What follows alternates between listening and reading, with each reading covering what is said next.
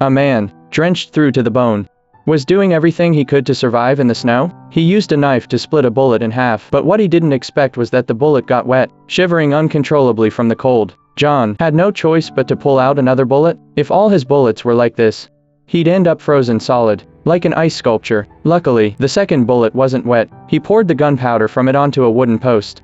Then, braving the cold, he laid branches around the gunpowder. He grabbed another bullet and fixed it to the post. Next, he picked up the knife on the ground, aimed it at the back of the bullet, and started hammering the handle of the knife with a rock. Soon, with the help of the gunpowder, John got a fire going. But the danger wasn't over. A group of bounty hunters was hot on his trail, searching the woods for him. At that moment, John realized how dire his situation was. He first took off his soaking wet shirt in front of the fire, then grabbed a bottle of liquor and poured it over the wound on his arm. In an instant, John let out a blood-curdling scream.